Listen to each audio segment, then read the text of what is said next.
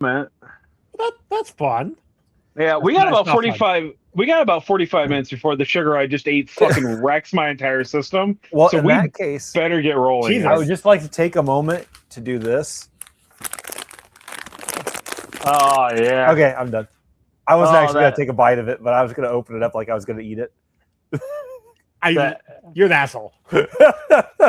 I hate you. I don't know why you don't think that when you yell at us about stuff, we aren't going to then bring it up on the show. I'm not saying you can't bring it up on the show. Just don't do it on the show.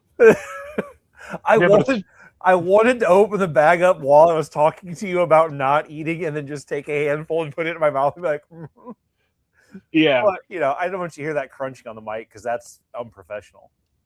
That's true. It is very unprofessional. And I don't know what kind of, freaking... What kind of monster would do that? You got to have a quiet snack like raisins. I'm just saying, I hate having to edit it out anytime there's like a dead spot. Okay. He hates it. Rod, he hates editing it out because he ain't going to edit it out. No, I do edit it out. That's the thing. I don't like having a dead spot and then That's for you, Jordan. But speaking of dead spots, brothers, sisters, gender resistors, welcome to another episode. I was waiting for the dead spot to go. Yeah. Welcome to another episode of Rundown Reviews. Because we're on our own feed, of course. We're on our own channel. You can check us out here. We are part of the comic book rundown universe. Let's call it universe. Network, universe. Where you can find all the other shows, which will get plugged at the end. I'll save it to the end just for Joey. I am, of course, am the man that did this introduction. I am Chuck, and I am joined by Ron and Joe. We got to watch there's nothing I love more on this show than when one of my bits comes to fruition. And we started a bit about making Joey letting us watch The Mummy from 1999. Mm-hmm. About a year ago, actually, yeah. Roughly. I don't even remember. Oh, I think because you just made us watch so many shitty movies that for some reason then we were like, yeah, but can we watch something good like The Mummy? And I think that's the entire extent of the joke. Well, yes. And then I found out that The Mummy Tomb of the Dragon Emperor, they actually made a comic or a prequel comic to that movie. So by that logic, The Mummy falls under my logic for putting it on the list. It falls under the comic book movie review. Yeah. Yeah, the guidelines. Joey's unbelievable. Joey's unbelievably strict rules of comic book and comic book paraphernalia. I mean, I literally let you guys pick your. You are a man of principle. That's birthday picks. That doesn't count. Hey, I'm pretty sure that my birthday picks have been comic book movies. So, Shaun of the Dead was not a comic book movie. 100% there's a comic book out there. There's a comic book based off of it. Oh, your next one's definitely not a comic book movie. I don't know. I bet you there's a comic of Hot Fuzz. I wouldn't be surprised. But anyway. we watched The Mummy. How many times we've all seen it. Oh, dude. I mean, it's you're not an American if you've never seen this movie. Like I think it's a requirement in like 6th grade for the U.S. region. Oh, shut up. But maybe I'm wrong. I can't remember if I saw this in theaters or not. I feel like I did, but I do remember owning it when it came out on, I think VHS when it came out, like as soon as it got home release. I know I got it on DVD. I think I had it on like DVD multiple different times, like on DVD, Blu-ray, the collection. So like I've had it multiple times. I've watched this numerous times. This movie, I watched I don't know if either one of you ever watched commentary, but I was always told that the Brendan Fraser commentary of this movie is like one of the best ones to watch and one of the funniest ones to watch. And so like one time I did actually watch it, and the only thing I remember from it, and this was like back in, I don't know, early 2000s when I watched it. The only thing I remember from it is him laughing at the very beginning when they're going through Cairo and he's like, "Oh yeah, if you pay attention, you gotta hear a dog bark." And then dog barks like, "Ha, there it is." It's just like him just making comments about the movie.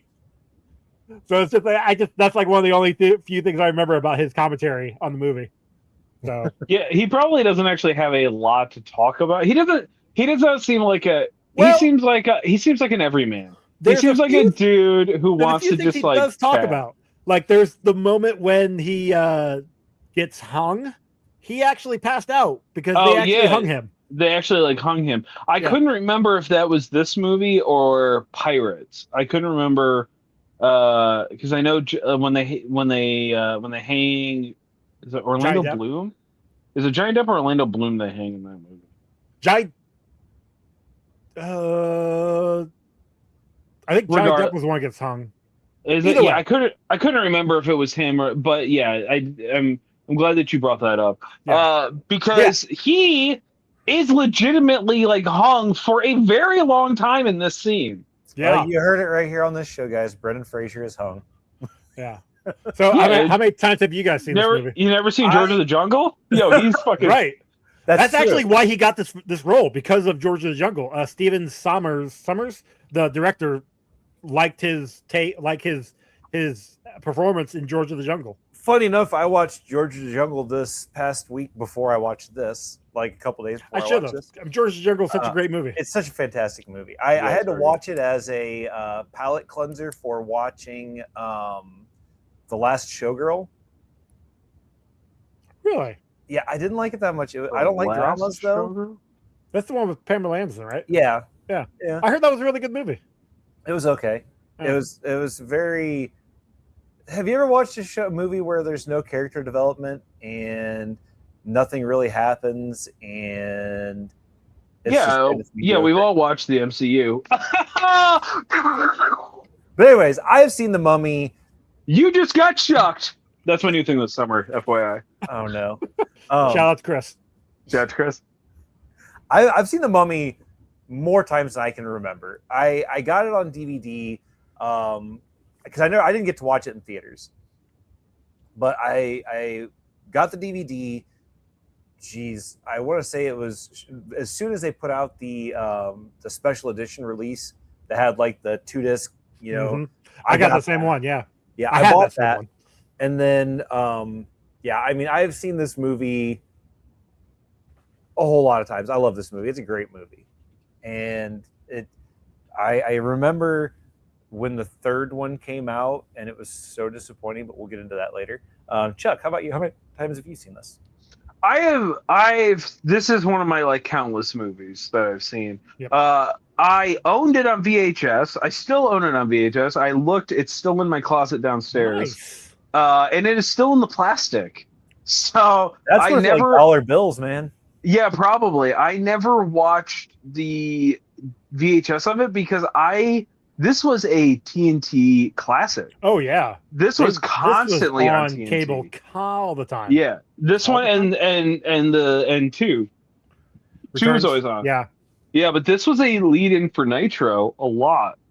That tracks. So yeah, towards the tail end. Funny enough, towards the tail end of Nitro. And I wish I would have known. I would have planned better. When this episode drops, Mummy Returns will be having its 25th anniversary. Really? So, that's right. I'm going to be going to PopCon as Rick, and Alfie's going as Evie. Nice. I'll see you there. Hell yeah. Can I go as your small blonde child? Dude, I've got we'll get into the second one because the way that everything's working out, we'll actually be watching the second one in a few weeks. I got some issues with the second one. We'll get into it though. Yeah, everyone's got issues with the second one. It's all rock to Dwayne Johnson. Well, yes, but the child himself is one of the main issues I have with it. We get to start off with this movie with Oded Fair doing the like voiceover at the beginning of it, like telling us what's going on, and he has such a great debut voice for that. Like, it's fantastic, and I love that about this movie, that he's got such like a rich, deep voice when he's talking about it. that. It was fun. It was fun. I like that. Film debut, which is awesome. And he's been in this, Resident Evil, Resident Evil. Deuce Bigelow. Was he in the third one? I think he was in the third one. Why does Deuce Bigelow keep doing reference on this fucking show? This is like the 4th week. Because we're in that timeline or in that time space where like all the people were. Yeah, but was Deuce Bigelow that?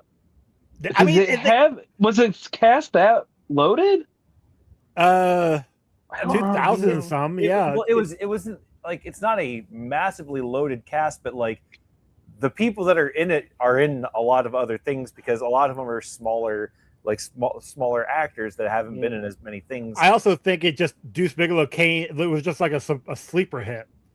It just kind of came out of nowhere, and everybody was just like, "Holy crap!"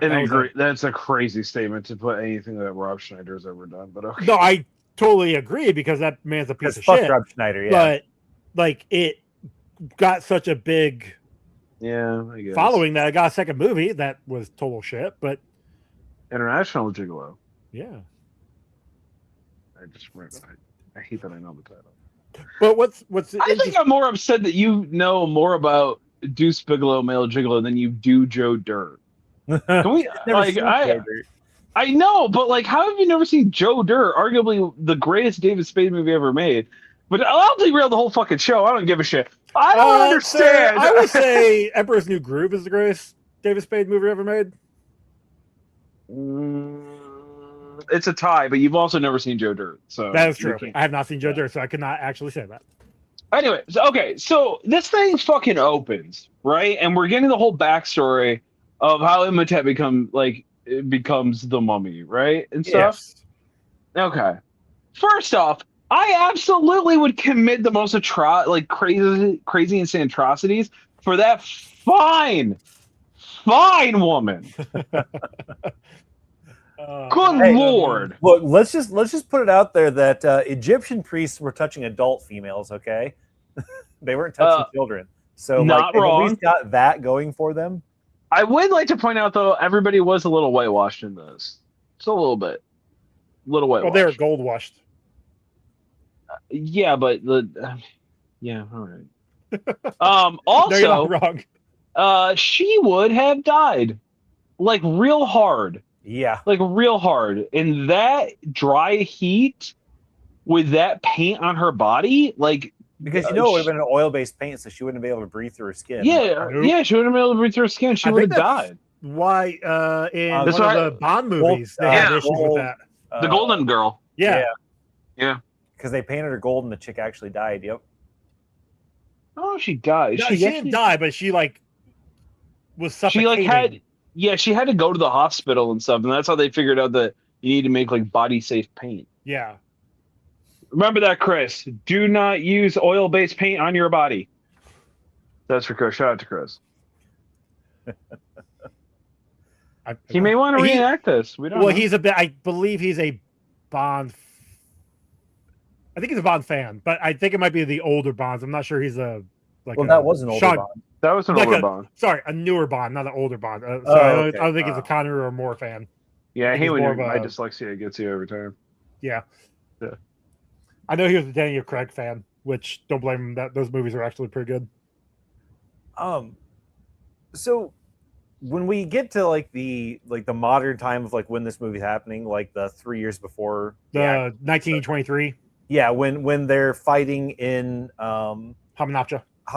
Yeah. And Rick goes through all of his guns while he's going through there, It's funny because then when he goes back, he has even more guns with him. And I thought it was pretty funny. Because he's he knows. Because the first time he didn't have enough guns. So when he comes back, he's got that. And he keeps that bundle with him the whole movie. Mm-hmm. Which is great. One thing I found interesting was when they actually get to Hamunaptra the second time, and there's no bodies. They don't go past any of his dead Legionnaire body. I know it's only been 3 years, and they could have, in theory, been. So the desert is a very harsh climate, and it would have, like, the sandstorms and stuff would have probably just torn the bodies into pieces. But also, I'm sure that the Oded Fair and his dudes, the Magi probably just went through there and, like, chucked them outside. No, but I feel like they would have kept them there as a warning. However, looking on IMDb, there's actually a deleted scene that was filmed and then cut that shows when they crossed the fields to it, there was a bunch of skeletons that they actually passed, and then they just actually cut it from the scene.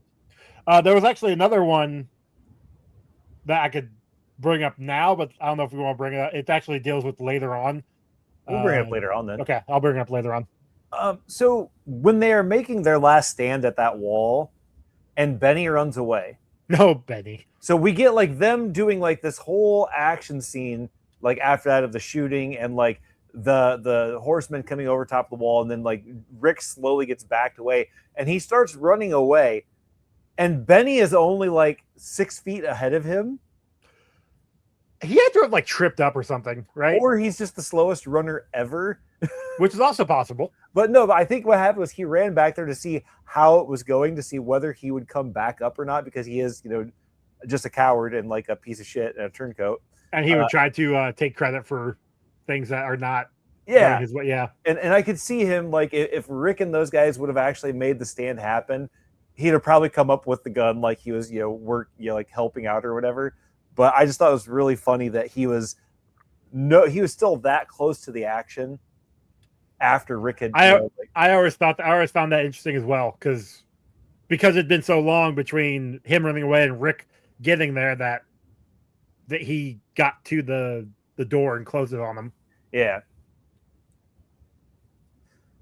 So, which also makes you wonder how they didn't notice Benny sneaking out of there too. Yeah, right. Like, how did Benny get out of there?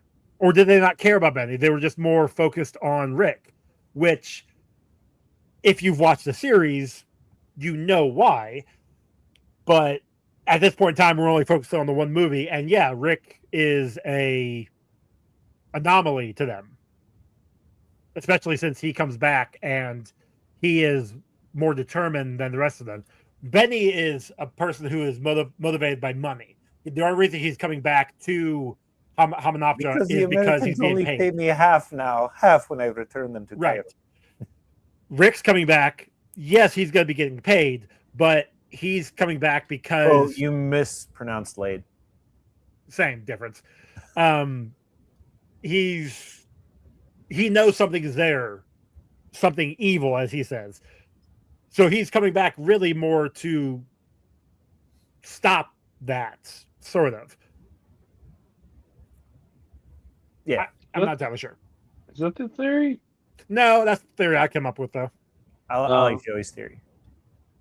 I mean, I don't think they've actually said why he, outside of him, he was released by... she saved his life, so he owes Evie... Yeah, he's got a code. He's got a debt. So he's doing it because of that. Outside of the debt, he has no reason to go back there. He doesn't want to go back there. He doesn't. Yeah. He knows because it's a one of my things about this, about when you just look at the first one, not looking at the other ones. You're right. But when you look at just standalone movie, what the Mummy is. Right. It's like, yes, this is supposed to be kind of like a tiny, like a bubble of just this happening. But I always wish that they had given Rick a little bit more backstory, because, like, we don't actually really know why he's there to begin with.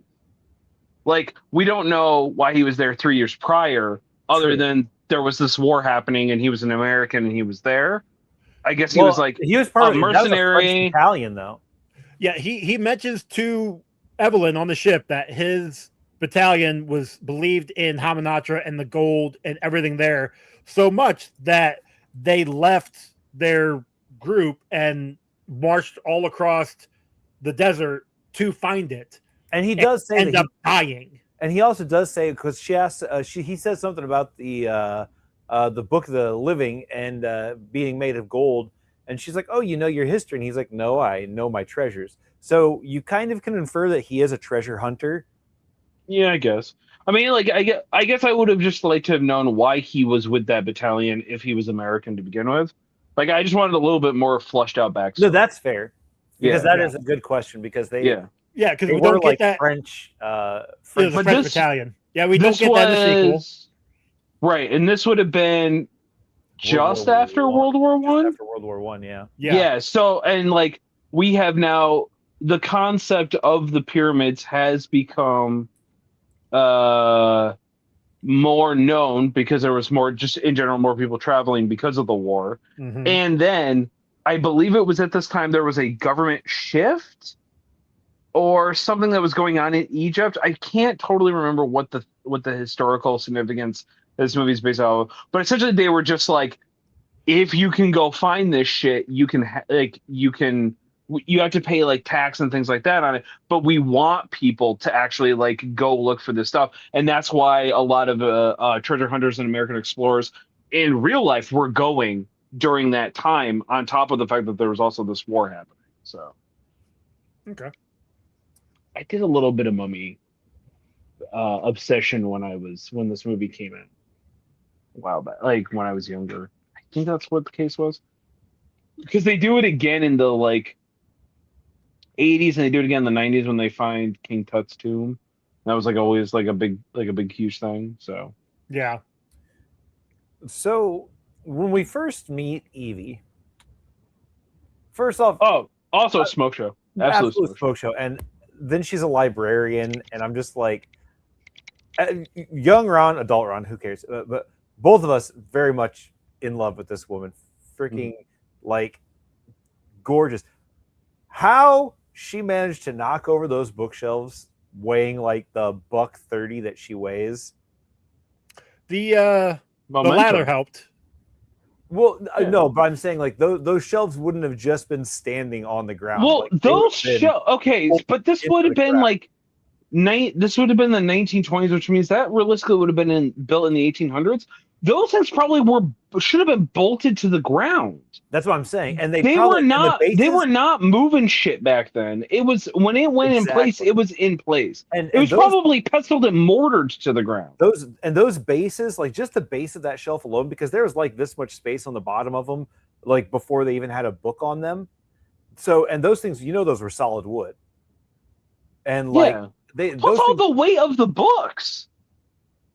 Yeah, they're not. Either way, I cringe every time I see that scene because I think they used real books inside of those. Yeah, they did that in one take. Go flying, and they did that in one take because they only had they couldn't do it in another take. Well, with as much as those bookshelves would have weighed, that would have taken like fucking a day just to move the first shelf out from between there to get them restarted to set them back up again. Yep.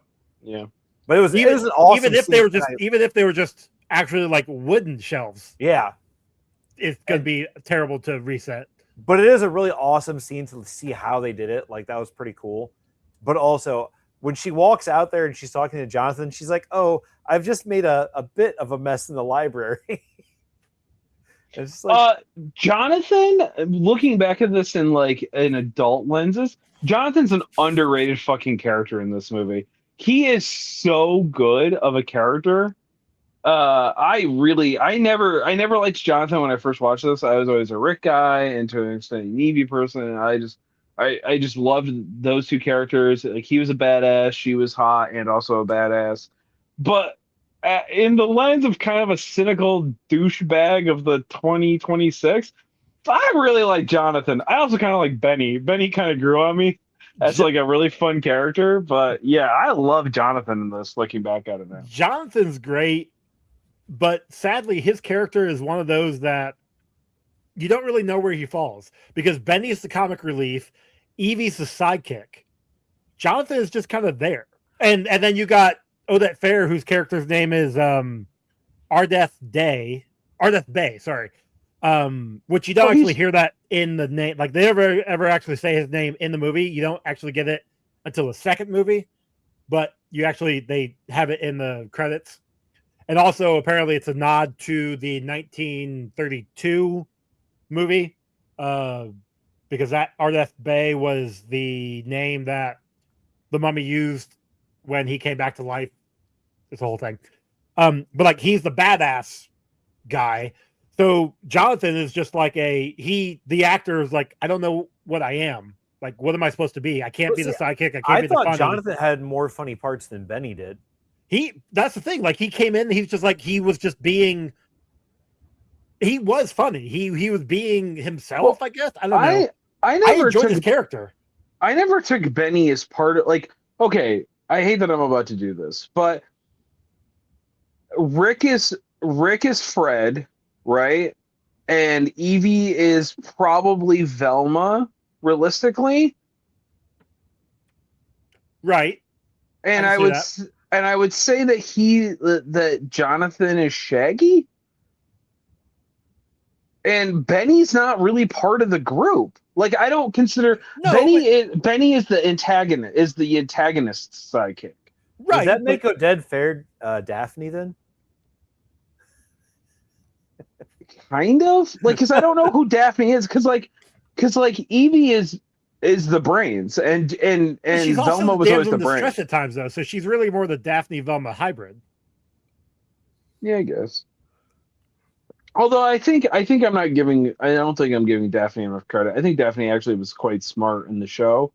If I remember correctly, it was just Velma was always the louder one, who would always have ideas that actually usually blew up in their face. Which is what I liked about the movie, because they made it apparent that Daphne actually wasn't just a damsel in distress. Right. But no, but there are times where Benny was the comedic part, like on the boat when Rick finds him and he's about ready to shoot him, and he's like, well, think about my children. You don't have any children. Like, that was ad-lib. Like that wasn't part of the script. He just made that up, which was great. And it works. It's funny. And when Imhotep comes alive and he starts to go after him, he starts pulling out all these necklaces. Saying all these religions. I had to rewind that, because when I first saw it, the Shiva that he had, I thought he had a fucking hatchet man. And I'm like, there's no way. There's no way. I thought it was a Buddha, but like the captions just said speaking gibberish. I'm like, that's not okay. That's not great.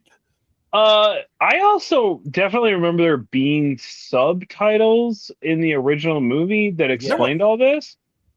That was explaining, like, no, what he said.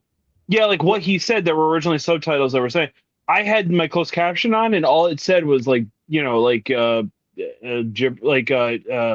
Hebrew language. Right. And, yes. like, okay. parentheses. Yeah.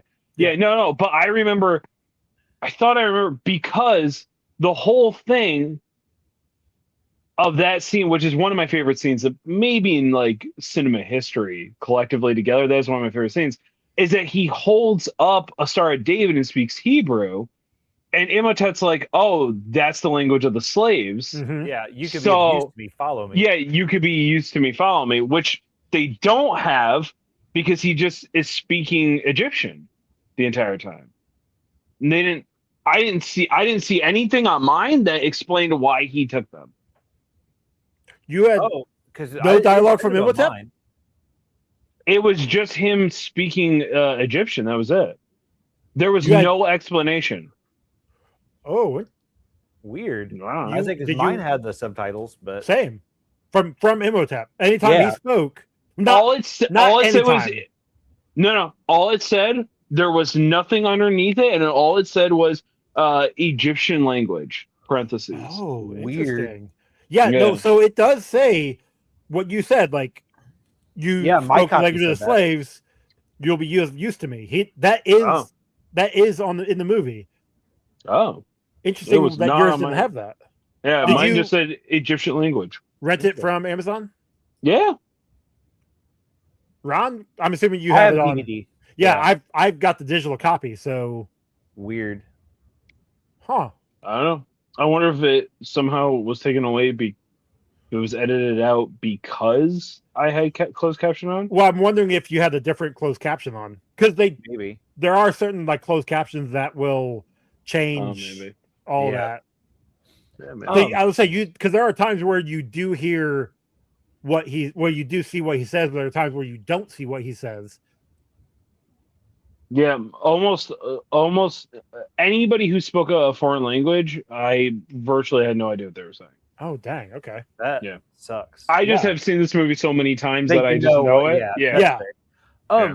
Going back to the comedic relief thing, though, I don't know that we actually had comedic relief set on one character, because even like when they're getting ready to hang Rick, and he's like, any last requests, dog, and he's like, loosen the new knot and let me go, and then he says it to the guy, and he's like, no, don't let him go, hang him. Like, what? Like, yeah, everybody had like their own like little, like even Evie, when she's like drunk and she's like, I know what you're thinking, what's a place like me doing in a girl like this? Which yeah, I mean, so like my biggest take, I was waiting for my final review, but my biggest takeaway is this is 100% the perfect example of what you want your D&D groups to be. This is the perfect. This movie is a perfect D&D campaign. And like the D&D, like your group, like your fucking group is this group, a bunch of smart asses who are just running around trying to kill a mummy. You know what I mean? Like I figured out that's why I love this so much, is because there is a lot of like not silly ad-libbing, but like nobody kind of takes any of this like actually serious in a situation where it should be taken seriously, based on a story that is completely unserious. Like this is a silly idea. It's got the perfect mix of seriousness and a comedic drops. But it also has like a pretty solid story to it the whole way through. Mm-hmm. Like it's not one of those things where you lose the storyline of the movie because they're trying to make stupid humor stuff. The humor stuff falls into place perfectly with what's going on with the movie, to where it doesn't like completely break the scenes of what's going on or the feel of what is happening. Like when the boat's on fire and the warden comes up to Rick, it's like, Rick, what are we gonna do? How are we gonna get off the ship? It's like, wait here, I'll go get help. Exactly. He jumps off the ship. Because that's something straight up that Rick would just say anyways. Well, and they put that specifically in the script so that they can explain why the warden got off the ship. Otherwise, how you gonna explain how he got off the ship? Yes, it could be like, hey, he got off the ship, but like, because it's on fire, but like, how did he get off the ship with them to get onto that side of the boat, that side of the river? Yeah, that makes sense. Yeah, and I'm glad they did that too, because it would have not made sense for him to have made it there with them. Right. Because he could have just went on the other side with the rest of the guys. Something that has bothered me, though, speaking of the warden, how did those scarabs survive encrusted inside of those little jewels on the wall? That's like, always I never understood that part. Well. Because the first one that he, like, when he dropped it, I didn't realize that it came out of the scarab. I thought it had dug through it from underneath the sand to come get him. No. But then the one that Jonathan has magic out of the, I guess. It's magic. That's the whole idea. You're talking about a movie where a mummy comes to life. What are we talking about? Look, and that part, I get that part, because they say that they laid a curse on him to where he would come back to life. They didn't say that all the scarabs that feasted on him would later on stick themselves to the wall, becoming jewel encrusted, and eat people. No, I think they were just put there. Also, the jar of scarabs that they pour into his sarcophagus is a bottomless pit of scarabs. It's a bag of scarab holding, because they were just pouring from this thing and pouring. There was way more than like there was. It was one of those clown car, Doctor Who phone booth Mary Poppins bag situations. I will say this is the first watch through where I realized, I swear I remember the plot of this movie not so much like, so everybody who opens his tomb is cursed, right? Or opens a tomb, because the Americans also get cursed, which doesn't make a lot of sense. So they got cursed when they opened up that chest. They had the body part, they had Noxon Moon's body parts. Yeah, they opened Noxon Moon's Yeah. I, for some reason, thought they opened the all this time I've always thought they opened the Pharaoh's chest, and which I didn't understand. But I always thought that the jars that they took, like her organs and everything, were actually Imhotep's, and he was trying to get those back to put himself back together. But then I was like, well, no, that doesn't make any sense because he like mummifies all of them to take their parts. Yeah. I was like, but then why does he need the gems? Also, he was mummified alive. That's the whole thing. Right. That he did. Yeah. Yeah, I don't know why or where I came up with he was just looking to get the jars back. But he needed the jars to bring her back then? Yes. Oh, Because he needed those for the ritual to bring her back because they were the jars that had they were her canobic jars or whatever the hell they're called. Which, yeah, I'm assuming her body parts in them. Which one they were only there. They were symbolic. Yeah, they have been more symbolic. Shattered. Yeah, so one of them was broken. So how would they have the? Because I think it's just a symbolic thing to like be like, okay, she is all here, and then they also didn't use them. They were not anywhere in the actual ritual, were they? They were. He had them sitting by her body in between her and Evie when he called her spirit back. Oh, okay. Or around them or something. Yeah. But speaking of them, the guys getting like mummified so he can regenerate. The dude with the bad eyesight that gets hit first, that gets loses his eyes and his tongue. Yeah, I feel bad for that guy.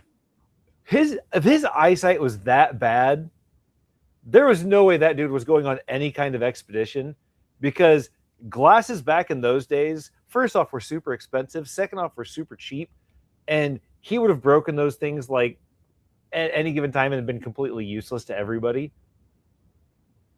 No, because of how bad they made his eyesight, though. Yeah, but he was literally Velma. Yes, he was literally their Velma. Yeah. Is that my toolkit? I don't think so, pal. Yeah, I think I'm mistaken. Also, because his eyes were the one that Imhotep took, that's had horrible eyesight. Well, he does. That's why he mistook Evie for Anox on the moon. Oh, I just thought he had automatically picked her as the sacrifice. Yeah, I did too. Back. Well, same, but also he's been not dead for like 3,000 years, and a rocking piece of ass like that comes by. I was just saying, and then the hottest woman alive shows up. Yeah, I think I also won't be able to tell. Well, yeah, right. But given how the second movie played out, you would think he would recognize her. That's true, but we don't know that in this one. We don't know that yet. I don't think that was actually planned in. It wasn't. This was made. Oh, it definitely wasn't, considering Rick's backstory. Yeah, in the second one, and when you go back and watch this one, and his wristband is like, that's definitely not hiding anything. If you watch when he was in jail, yeah, there's nothing there. Anyway. Also, Imhotep's priests, after they got mummified alive like he did, they didn't get mummified alive. They got actually mummified. They were killed. Why were they buried in random intervals in the wall, in the floor? Yeah, that I didn't understand. I was so confused by that, because like he specifically says that they're his priests that are coming back. If it would have just been random mummies, because I know that they did bury servants and stuff with. I would argue that it was more than just his priests, because the amount of people I counted dead. Well, the guards also, that was Jonathan calling them back by accident. But the priests, there was more than just his 20 priests there, because I think I counted like 25 to like 30. Like, okay. I thought there were a whole lot of them too. There was 14 there at the end around them in the sacrifice, and then like in the treasure room and at the foot of Amun-Ra, there was another. So there was like maybe 10 there, and another 7 or 8 at the foot. So like there was like 30 total. So they raised up more than just the priest. That's fair. Something else that never made sense to me, when they open up Imhotep's tomb or his sarcophagus, and he has the "death is only the beginning" scratched into it with his fingernails. Mm-hmm. as fast as those scarabs ate things, he would have never had time to have carved. So about that, there's actually a reason. Well, not a reason for that, but apparently those scarabs, and again, IMDb has been a big help for this. The scarabs were eating him, and he ate the scarabs. And apparently the cycle was just never ending. And because of that, that's how he was able to. The scarabs were feeding off of him, which kept them immortal. And he was eating of the scarabs, which kept him immortal. And it was just a never ending cycle. That's why when they opened him up, he was juicy. But then where were the scarabs? All husks at the bottom. Over time, eventually they finally died. They all finally died. That's why he was able to scratch and do the carving. All right, that makes more sense. Something else that I noticed, though. Sorry, I'm bouncing around a lot. So all these zombies, all the mummies that come back, are fairly articulate and like they move fast and stuff. Yeah, and they have like zombies. Extra, like they have super strength and shit, you know. Except for an Hamunaptra. Like when she comes back, she's not whole. Well, neither were any of them.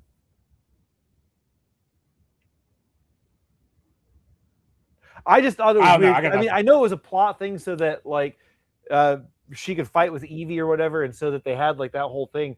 But I just thought it was crazy how like slow and ponderous they made her. But I guess also, if you think about it, she probably had a pretty lazy life as the Pharaoh's mistress. Yeah. I don't know. So a couple things that I have on my list here. Back on the boat, when the boat catches fire and Jonathan, bursts in the room and knocks the guy with the hook into the fire. He goes to grab the key, but the hook guy gets it first. All right. Mm-hmm. When he runs out, he's got the key in his hand. No, he doesn't. Not yet. See, that's the thing.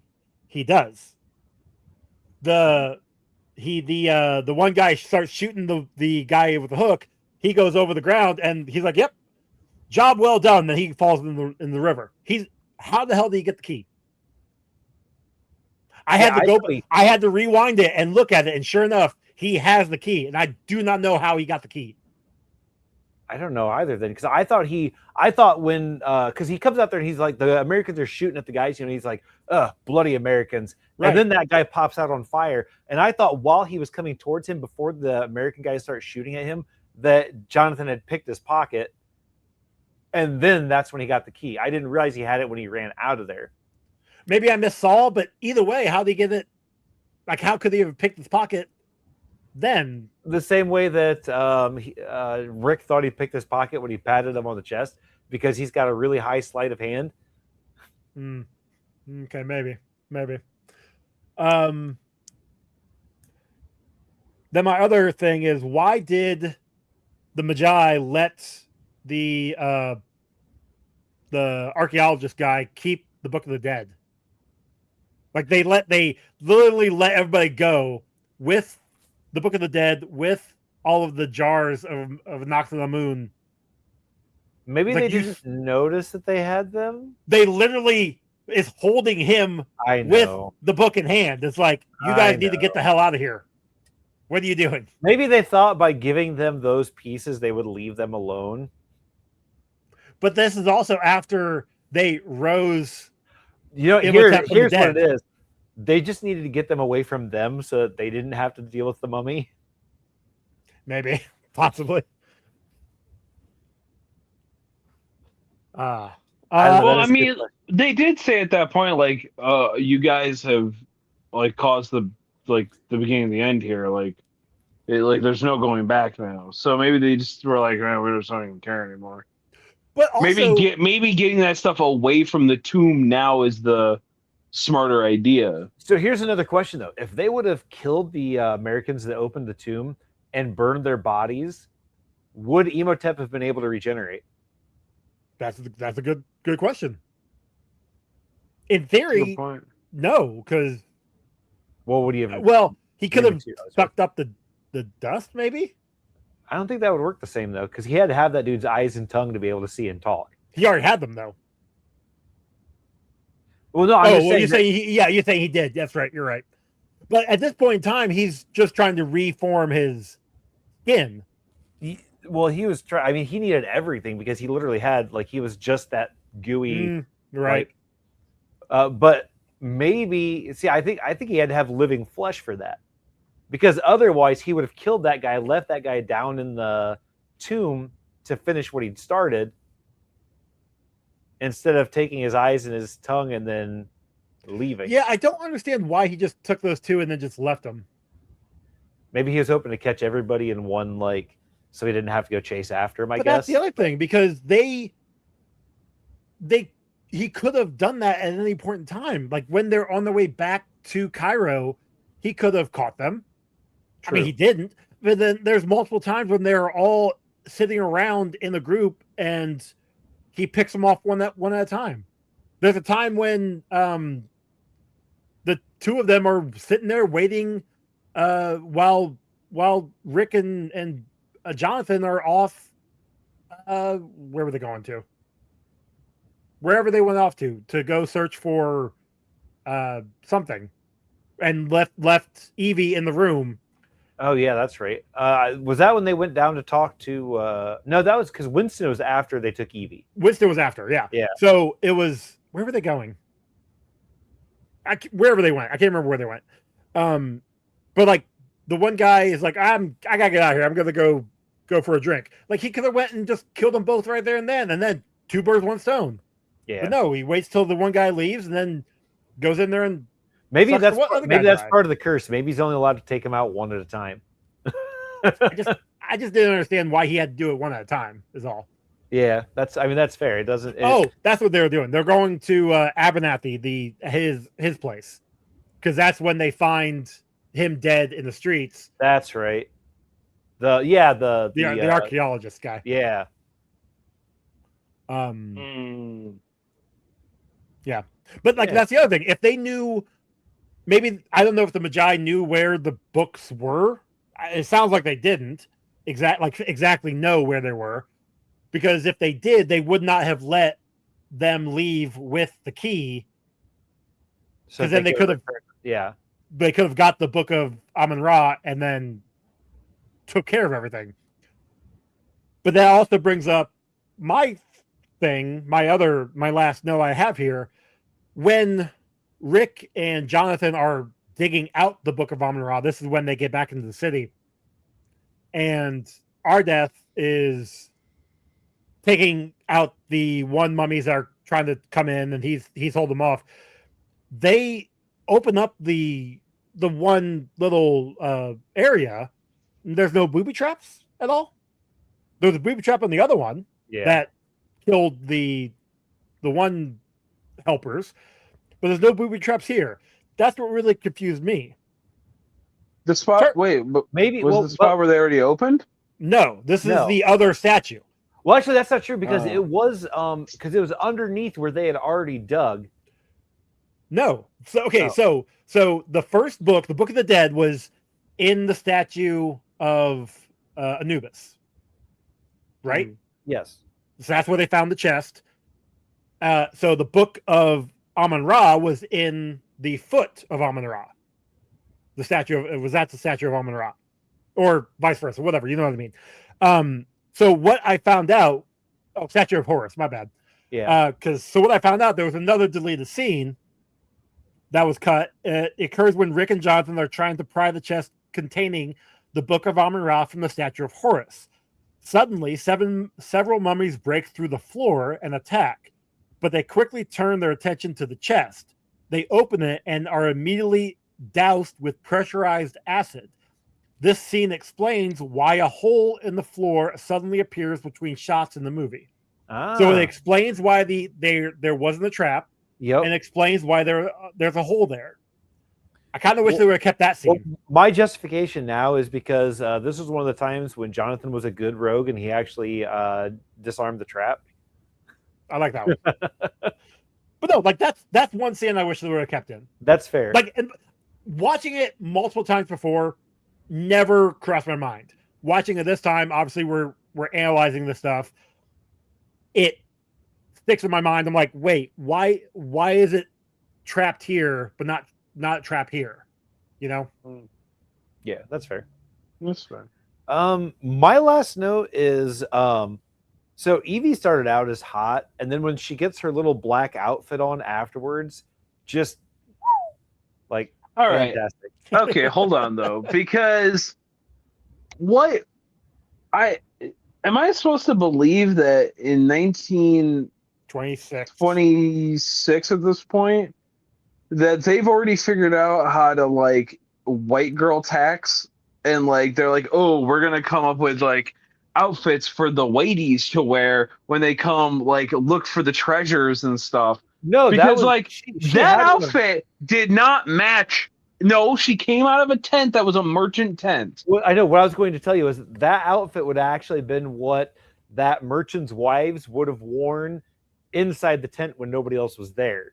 Yeah, because they got their night garments, like they're like, you know, because the three women that walk out with her not dressed like that. No, they had solid colors on that were full, and hers was sheer because hers would have been the stuff that they would have worn, you know, when they were alone with their, you know, husband or, you know, whatever. She was going through the desert in it. That's fine. No. But you gotta think about this. Before that, what was she wearing? She was wearing her white slip, which was wet at some point in time. So she would have literally been wearing basically the same thing, just the American version of it. So they probably thought that she was part of their harem or prostitute or something. So they gave her those clothes. He's not wrong in that thinking. But either way, I enjoyed it. I did enjoy the camel, the camel scene. That was fun. That was pretty cool. Yeah.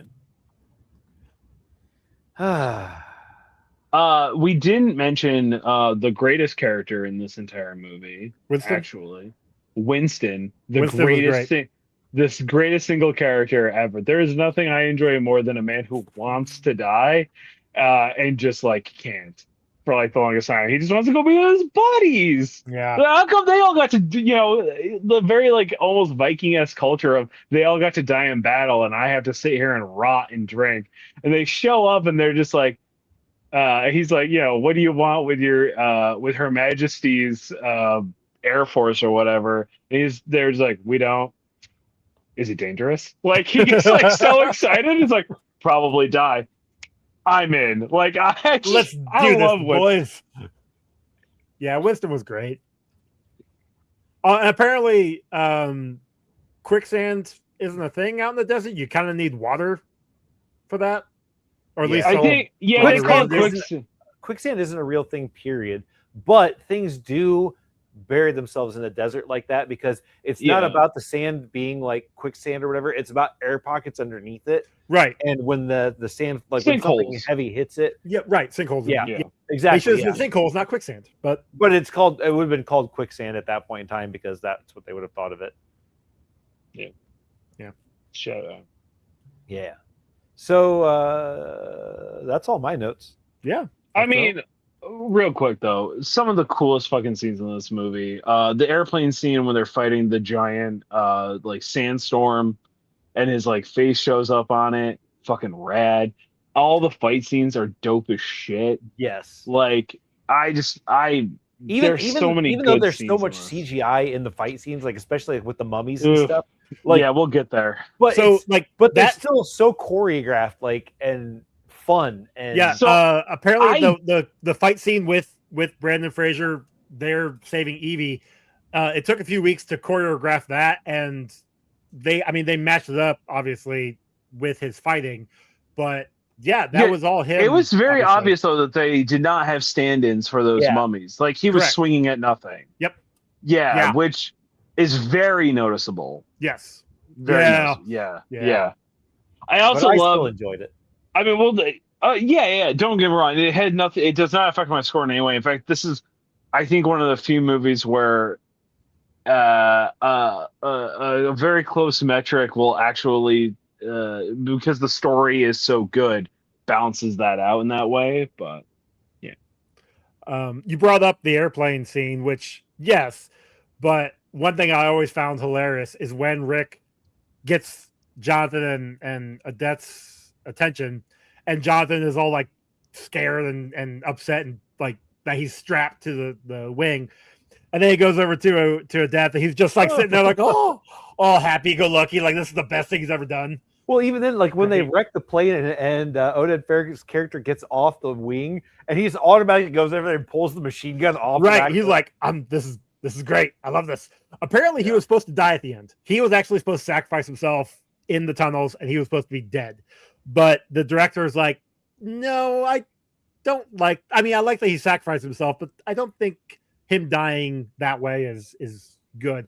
And I like that. Now, second movie, I think he's a bitch, but that we'll get to that when we get to Returns. I am of the impression this was never meant to be a trilogy or no. This was supposed to be a standalone movie. Yeah. After the first week, either opening day or first weekend, I can't remember which. The studio heads called up the director and was like, "Yeah, we need a sequel because the movie was so big." This also, when it opened up, beginning of May, it started in 1999. It started the box office summer weekend movies. So this began the summer of when you hear the box office summer movies, this is the beginning of it. So you can thank The Mummy for like the Marvel movie hitting all the summers and all that. Interesting. So yeah, fun little fact, fun little tidbit. That is interesting. All right, I mean, maybe that's a question for episode 102, but it is interesting to think of, like, do people actually go to the movies more in the summer, or do we just have less in the summer?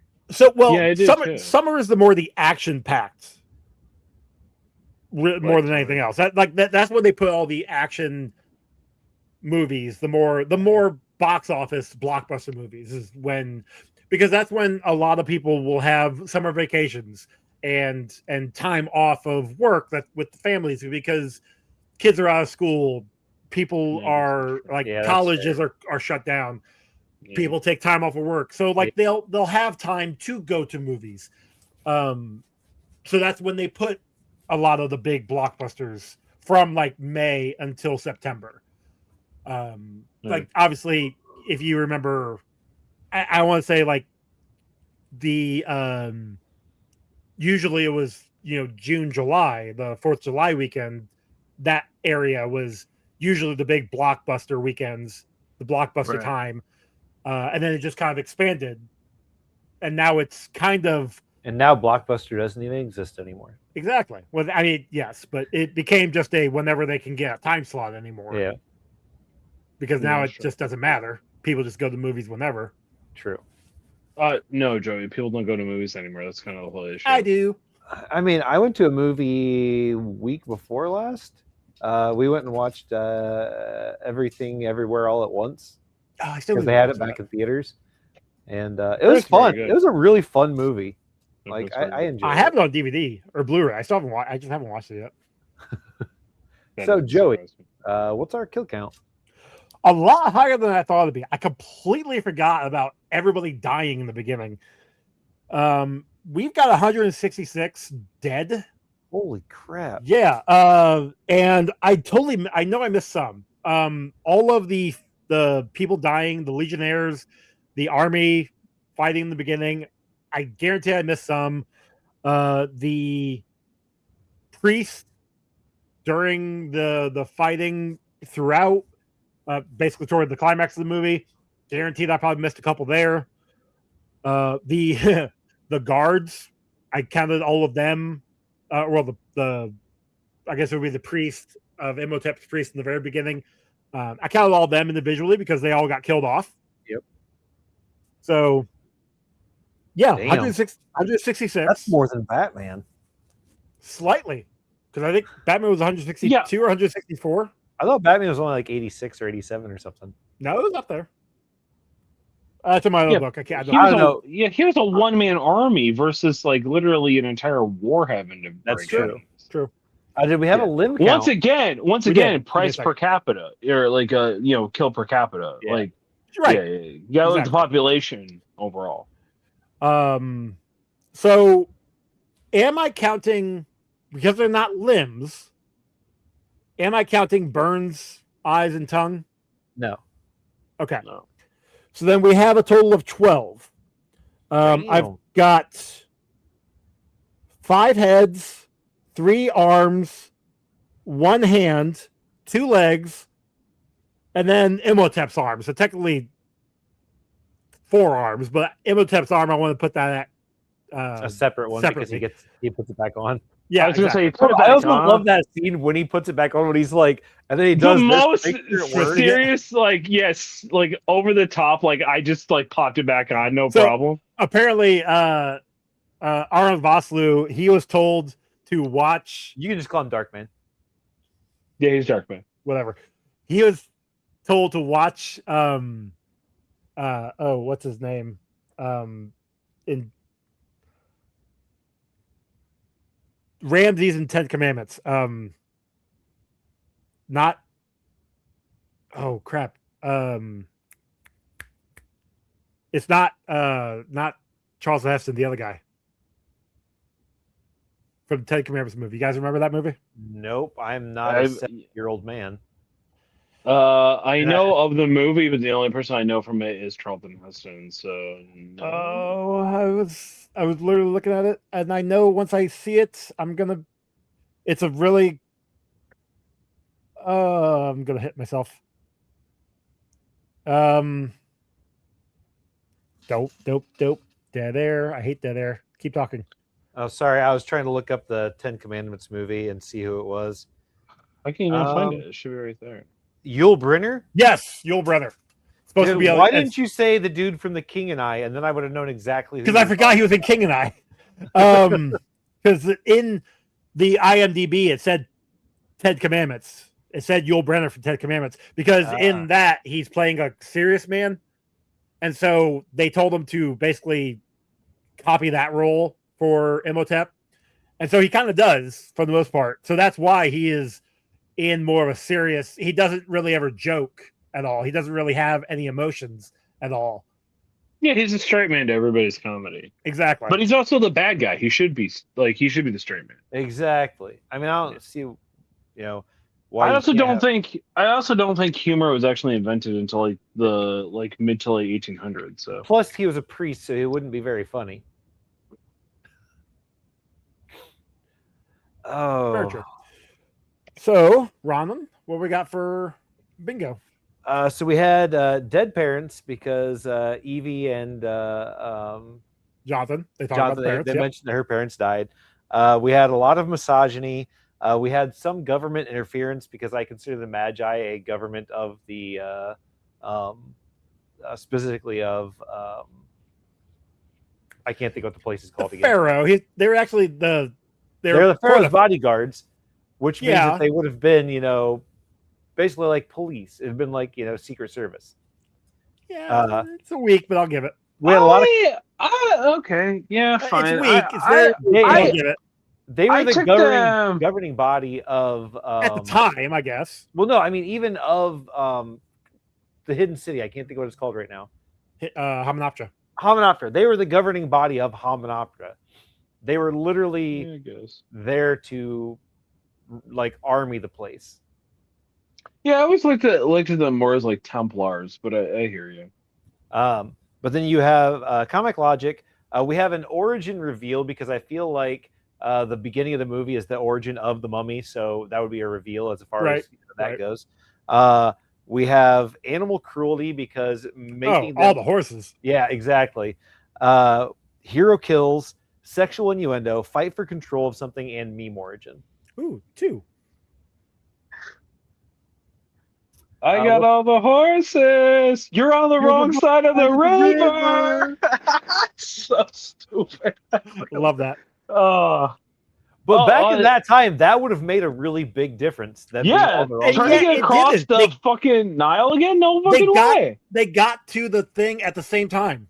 Yeah. And yet it also didn't matter anyway, because as soon as the sun come up, there's Hamunaptra right there every single day because they fly to it the very next week. It didn't matter that the city was hidden. It showed up the minute the sun shows up. Yeah, but they needed Benny, or they needed somebody that had been there to get them there, is what the thing was about it. Did they? Yeah. Because otherwise they wouldn't know where to look to find the city when it showed up in the sun. It's magic, Joey. Like scarabs that live in jewels and mummies that come back to life, all right? Yeah, or mirrors that would reflect enough light to light up an entire room. Right? Those are some hellacious mirrors. Like, I need some of those mirrors for my basement so I can save on electricity. I was very surprised that Rick shot the one mirror and it did just keep spinning or shatter. Well, so they were I guess they weren't mirrors. They were actually like silver plated, whatever. But it just was able to actually get enough to just turn. Well, it's because it had the grit spinning. from the sand getting stuck in the hinges of it, so it didn't move as much as it normally would have. Okay, so now I am curious though. The science behind this. If the light, so it's not like a magnifying glass in the sense of if I tilt this light and it reflects off, it's gonna create a heat beam. Correct. Well, so here's the thing. Light beam. Those mirrors were convex, right? Right. Or were they concave? Did they cave in or did they cave out? In. They caved in. Concave, yes, sorry. They should have made a point of light instead of a spread of light. Unless that one was a specific point and it hit other ones that made spreads of light. It did, yeah. Okay. Yeah, they all bounce. Yeah, they all bounce. But that wouldn't make a heat beam if I held a magnifying glass up to a light. Okay. No. Now, if you held a magnifying glass in front of it, you would have been able to use the concentrated light to make a heat beam. But no, it would have just made it's like a flashlight, like how you have the flash bulb right here, and then it pushes the light out. It would have been like that. Sometimes those get hot. Sometimes, especially with the older ones that still have filament bulbs in them. Yeah. Excuse me. It's not good. So what's our matrix metrics on this one? Oh, this is metrics or is it mummy metrics? It's mummy metrics now. It's a 1 out of 2, brother. This looked fucking atrocious. This looked when they were doing the city, it was very right in the beginning when they were doing the pan of the city. Everything all was computers inside of it. Yeah. And people were clearly walking on CG. And the dog barking. I think I put in the group chat, this looks like the Star Wars remake. Yeah. When they did 4, 5, and 6 and they had all the extra. Lucas wanted to add all that extra crap in that made it look super dated now. Yeah, that's what this looked like. But the thing about that is that didn't even look good back then. Because it was early 96 or 97 when he did that. So yeah. Yeah, it was bad then. No, it was. Yeah, I remember it. Yeah, no, but we have to remember. I thought it was 99 when Phantom Menace came out. I thought that's when he redid all the old Star Wars. It was 97. Oh, 97. It was before because it was before. Because then they added Anakin in instead of the dude that played Vader at the end of the movies too. Hayden Christensen. They added him in as the Force ghost with Obi-Wan and Yoda at the end. Well, they did the first one in 97, and they released the other ones later. Yeah. Oh. Yeah, they were not all super close to each other. Yeah. Because I remember being annoyed that they put Hayden Christensen in there for the Vader dude, since that was the only time you saw the dude that played Vader outside of his outfit, and then they just erased him from the movie. Yeah, no, to me it never made sense. I tried to make it make sense of this is when he was still good. Yeah, I guess it didn't matter that he was good again at the end. Okay, but anyways, they're actually re-releasing them in theaters, the original theatrical cuts. So, but anyways, not a Muppet. So hear me out on this one. Okay. Imhotep, but he's turning into a Muppet. Okay, Anytime he sucks everybody, like sucks the powers out of everybody, he's turning into a Muppet. See, mine was Imhotep is the only Muppet, and then that's why he's so terrifying, is because he just keeps like changing these people's human parts into puppet parts to replace them. Okay. Or if we did have to have one person that was not a Muppet, obviously it was Jonathan that was not a Muppet. Normally, I would go with Rachel Weisz, Evie, because she is smoking hot, but Jonathan with the rest of the Muppets would just be a tall, lanky Muppet. Yeah, so it would work out. He would. Yeah, or Benny. Benny would be a tall, lanky Muppet as well. No, see, I like the idea of Benny being a Muppet if Jonathan's not a Muppet, because then you have the funny Muppet with the funny person. Okay. Plus, it would have been really funny when they throw a chair at him. Yeah. I'm almost positive he threw a chair at him, like for reals. I didn't find anything in the IMDb, but I guarantee it's why he didn't make it into the second movie. It's why they had to kill him off, was because Brendan Fraser actually broke his back when he threw that chair at him. I think there's rumors that he might be coming back for the fourth one. I'm not entirely sure though. Oh yeah, yeah, which makes no sense because he's dead. But well, we don't know that he died. We never. Oh no, we just hear he done died. We hear him yell. We don't see him get eaten by the scarabs. And if anybody can get out of that, I swear to God, I don't remember him dying. He doesn't. I definitely remember him in the second one. Oh, no, in the second one. No, I swear he comes back in the second one. Benny's not in the second one. I've only ever seen the second one once, but there's a bunch of like a group of 3 idiots in the second one. Anyway, the correct answer is Winston. Winston's the only one who's not a Muppet. Okay, that's fair. And now the entire movie's shot from the perspective that he's just drunk and sees everybody as a Muppet. That's also a good one. Yeah. I also want Imhotep Muppet face in the giant sandstorm. Yes. Yeah. It's just somebody's hand, and it's one of those like the wall, the little things that you used to be able to press, the thin wall things. It's just that, except it's somebody's like Muppet face that's pressed into that, and then that's what they film for it. I love it. Yeah. Good stuff. All right, so I guess we're on to scores. Chuck. Score out of 10. All right, is this a mummy movie? Yeah, this is 100% a mummy movie.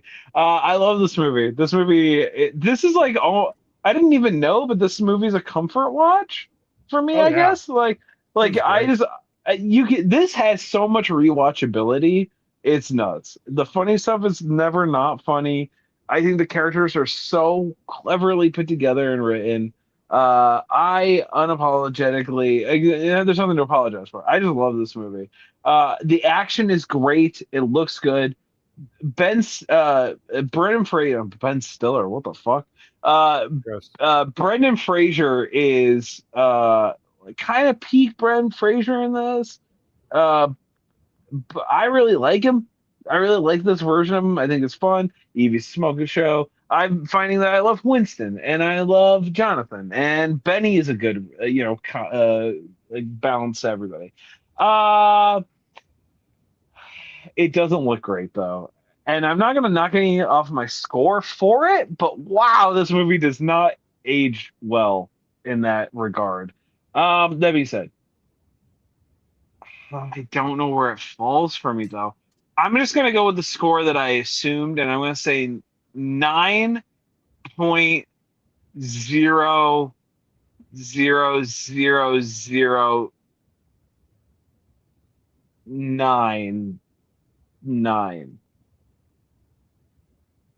Like it is the most solid 9 number.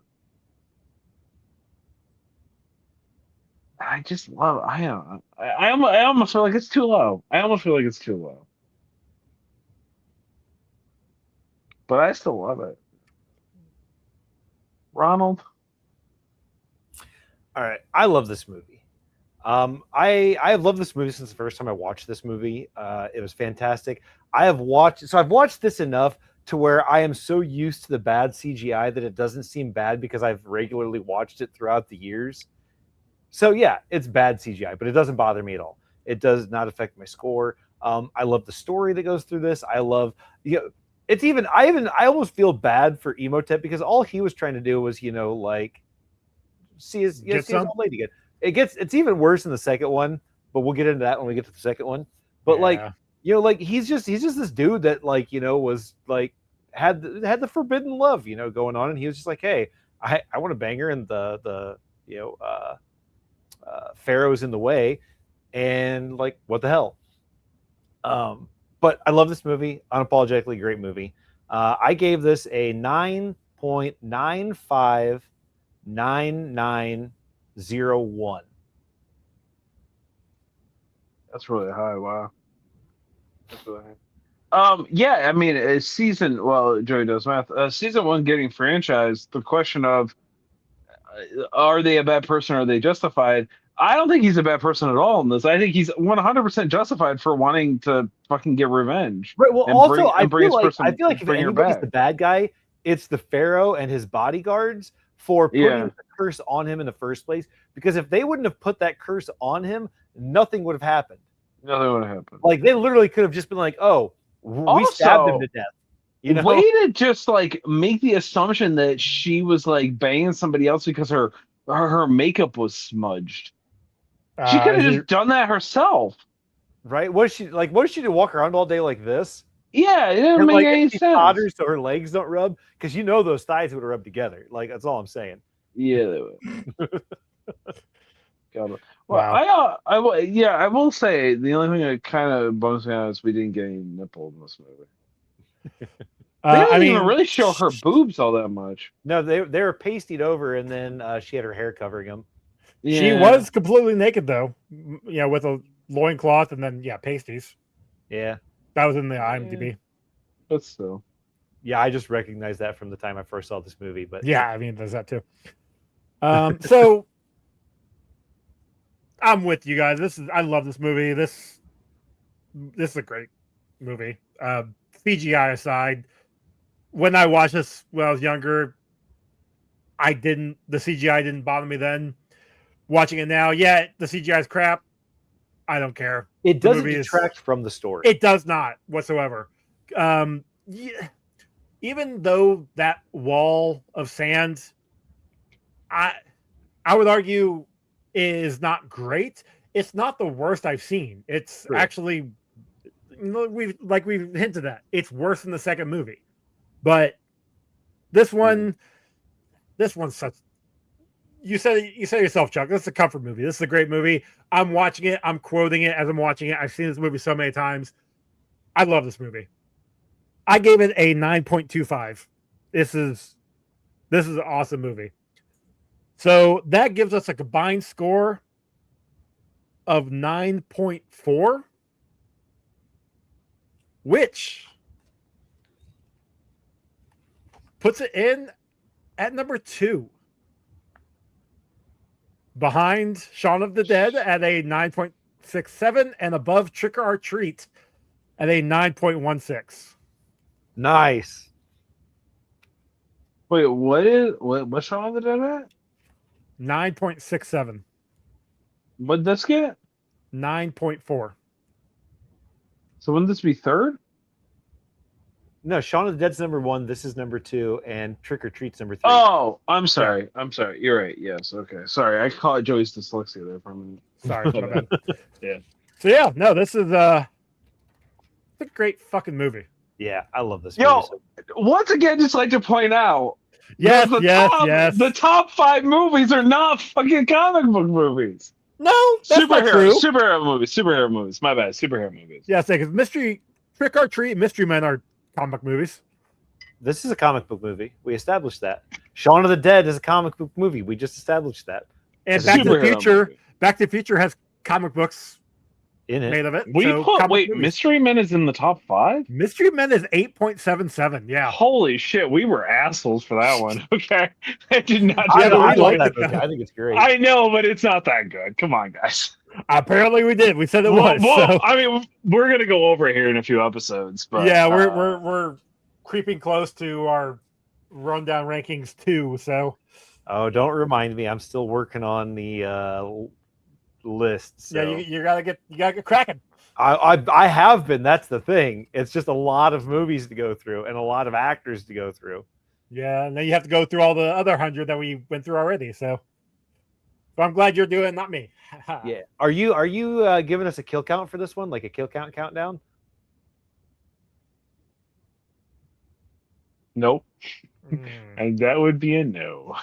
I mean, I can. It'd be a lot easier. You don't have to, but I'm just doing a top 10 boob count. the movie. I thought you got away from that. The top 10 movies that have the most boobs in them. The most boobs in it, not the graded boobs. Honestly, I can. I mean, thankfully, because I do write them down now, like I can easily go through and be like, oh, this one's got the most, this one's got the least. Actually, least I don't need to do that because I can see, like, I don't know, a few of them would have not a lot. Yeah, I could do that pretty easily. I mean, I wrote down all of the kill counts if you want me to do that also. Well, no, I can do it. It's like I have it written down here. Okay. Like 166. So like I can easily do it. Okay. I just gotta go through the list. And I mean, and Chuck, I'm not even gonna attempt to do the matrix metrics, mummy metrics, spawn case. I don't write those down, so I write them down every time, but there's no organizing them. I guess I can technically do the top 5 worst, like the 1 out of 1, the 1 out of 2 type of deal. Because I can ask my kid to do the math on that because trying to convert it into fractions. Yeah, that's the whole intention. Chris is supposed to do all the fractions for us. Everybody knows that. He loves. No, my kid, not Chris. No, I know, but like the matrix metric exists because of Chris. Like, you ever listen to his podcast? They're just sitting there crunching numbers all day. Oh, I do.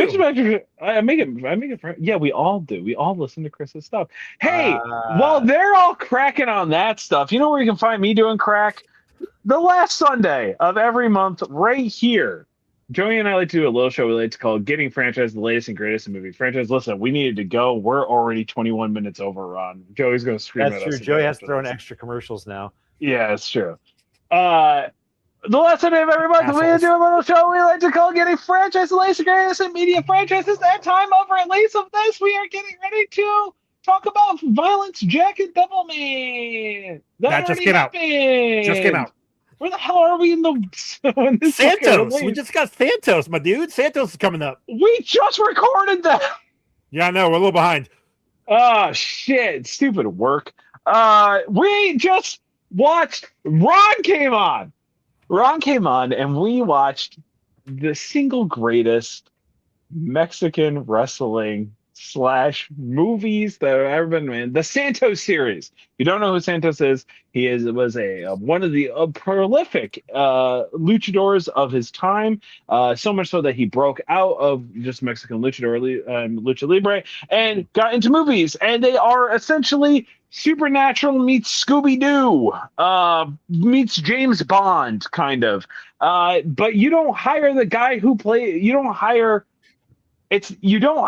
John Cena, the actor. You hire John Cena, the wrestler. So Santos shows up in his full gear the entire time. It is a delight. And then Ron and I watched a second movie of that, which was the robot zombie movie, which had Mil Mascaras, yes. Blue Angel, and Lightning, I think was the other guy. Black Lightning? No.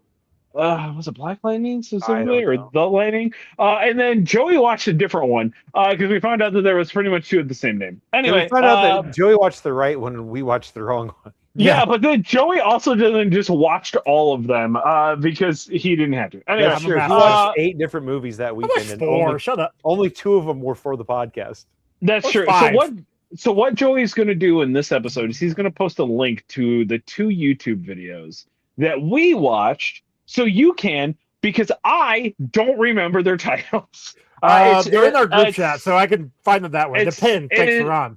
Yeah, it's El Santo versus the Vampire Women, and then Mil Mascaras, the robot, El Robo Zombie something. I don't know. Something like that, yeah. Yeah. But anyway, you can find, speaking of Ron, you can find Ron at Good at This Game. You can find his art at Good Art This Game. You can find his art also on our t-shirts at our TeePublic store, linked down below. You can find all of the Comic Book Rundown Network shows every Monday and Thursday.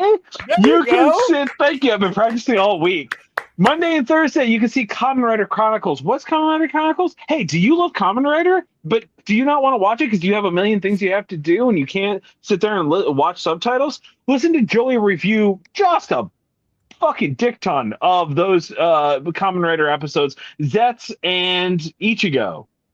I got it? Oh, I'm getting there. I'm starting to, Zets and Ichigo out. You can check out every other Saturday the comic book Rewind. It's coming out, and we got it. And I'm doing it, baby. We're going through it. Chris is going to be proud of me this week, baby. You can check out Comic Book Rewind, where we are bag and boarding all the episodes of every comic that they have read throughout the history of that show. And Joey's making it into one easy, listenable episode. Might be some crumbs in those. There may be some, I don't know if we're necessarily so much bag and boarding them as if we're turning them into a trade. Yeah, that's true. We may be turning them into a trade. It's true. I used the term bag and board like a couple episodes ago, and it sounds cool. It does sound good. It really does. Other than that, you can email us at comicbookrundown@gmail.com. You forgot every last Sunday of the month.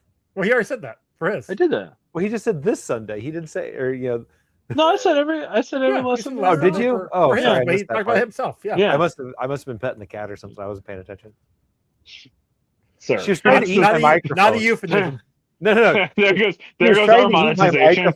So I was pushing her face away from it. You can if you want to email us any questions, we will probably do a Q&A around 201, maybe. Who knows? Let's see. If you email us, I just keep saying this until it happens. I'll write all the questions. I don't give a shit.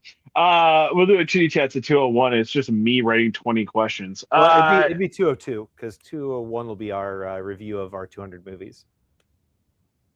Well, no, we're doing 199. 200 is the review. Listen, we're already over time. Joey's gonna have to put in extra commercials. Okay, 2 extra commercials. If we don't cut this off in the next 3.5 minutes.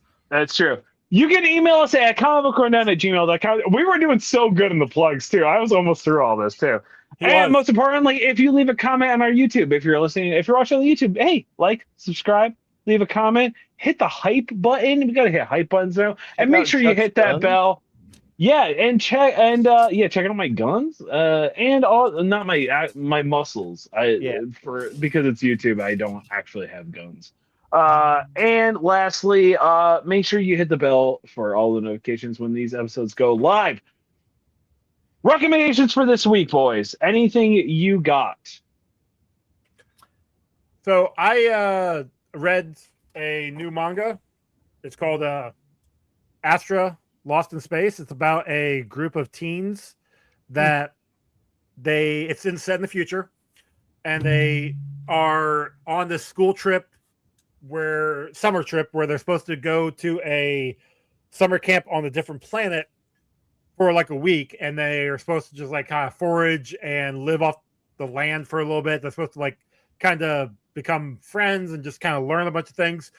But like literally when they get on the planet, they are sucked into like a wormhole that sends them 5,000 light years away. And then they have to basically find their way back home. While they're on their way home, they find out some interesting things like why people are trying to kill them. So interesting. It's kind of a fun, it's like 50 chapters, about five books. It was actually a really good series. Really enjoyed it. Came out about 5 or 6 years ago. So on the Shonen Jump. So yeah, I really liked it. Nice. Astra Lost in Space. All right.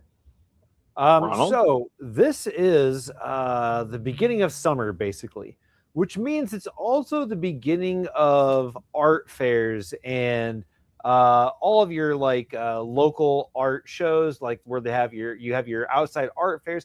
Go support those places. Go check that stuff out. It is so much fun. And buy stuff because your local artists are starving. I mean, everybody's starving because our government sucks. But go out there and spend some money on something pretty and fun and exciting. And Chuck. Yeah, you know what? I was going to talk about fermentation, but I'm going to piggyback off that instead. What you're going to do is you're going to go to your local farmers markets, to your festivals, whatever. You're going to spend your money there instead of taking a ridiculously expensive trip to some stupid corporate ran city state mascotted stupid fucking playland for adults, despite the fact that it's designed for children. You're instead going to go support your local artists, and more importantly, you are going to go buy a season pass at your local state parks, state beaches, whatever. Invest that money, and you're going to go there instead, and you are going to just barely spend all your money, pack a lunch, bring your own food, and spend the money on probably the gas to get there. For Christmas, actually, Alfie got me a state park pass for here in Indiana. Yeah, like it's just I can get into any state park for free, and anybody that's in the car with me gets in for free. And I'm telling you what, man, this summer, once it starts getting nice out, and I'm not going to be sleeping in water, not raining constantly. Yeah, I'm gonna be smash this thing every other weekend or so. That's awesome. Yeah. Also, make your own kimchi. Just make your own kimchi. That was going to be my thing. I made at my food science club that I'm a co-advisor for. We did a kimchi program, and I've been eating the shit out of some kimchi. It's fucking delicious. I love kimchi. Nice. It's fermented cabbage, but you definitely need to burp it regularly, because if you don't, it will fucking explode. Yeah. Yep. I mean, that's true for anything you're fermenting, whether it's whether it's mead or ale or wine. You need to watch that shit. Gotta watch it, because otherwise it explodes when you go to open it one day. I put some vinegar. I balanced it out. I put some vinegar in it, and I put it in the fridge so it stopped doing its thing. But the longer you let it ferment, the spicier it gets. Joey, what are we watching next week, and will I be alive to watch it? So our next movie, I don't know why you wouldn't be alive. I gotta work. From working. Yeah, that's right. Yeah, working hours this week. That makes more sense. I'm probably gonna die. No, that's fair. Our next movie is Josie and the Pussycats from 2001. Yeah, I know. I have never seen this movie. Neither have I. It was one of those where I'm like, that I know every actress that's in it, but I didn't get a chance to watch it. I think it was like I wanted to watch it because of all the actresses in it. You know, this was Rachel Leigh Cook, Rosario Dawson, Tara Reid, and I'm like, okay. This was based off Archie comics. Is this hot Tara Reid, or is this creepy weird Tara Reid? It's American Pie Tara Reid. It's American Pie Tara Reid. Okay. This was chasing the hype of Scooby-Doo. Right. Oh, okay. Yeah. Okay, gotcha. Scooby-Doo, I think, comes out right before this. No, because we would have done Scooby-Doo. Scooby-Doo comes out after this, because Scooby-Doo is 2002, wasn't it? 2002, 2003. Really? We would have done Scooby-Doo by now, but we haven't yet. What? I wonder what would have come out then. 2004 is Scooby. No, that's Monsters Unleashed. Never mind. Zombie Island was 1998. Joey. No, wait, that's a cartoon. That's a cartoon. Where Scooby-Doo was like 2002, I think. I thought it was out by now. Okay. Regardless, there's something that this comes out right around where they just started like green lighting these movies that were made for like BT dubs. We're about to be 3 grown-ass men watching a movie that was not made for us. No. Just so we all know. This is a teeny bopper movie. But it was in our generation. Like it would have been made for us back then. Yeah, this would have been stuff that we would have watched. Back then. Right. If we would have watched it. But I'm just saying this is gonna I'm not saying it's gonna be Inspector Gadget bad, but I don't think we're gonna it's probably not gonna be it's probably not gonna hold up, yeah. Yeah. So all right, cool. Well, I'm going to kill myself, so we don't have to worry about it anyway. I'm not really here. You won't have to worry about it. We'll still have to watch it. I'm going to give myself the final strike. You know what I mean? All right. Hey, Scooby-Doo.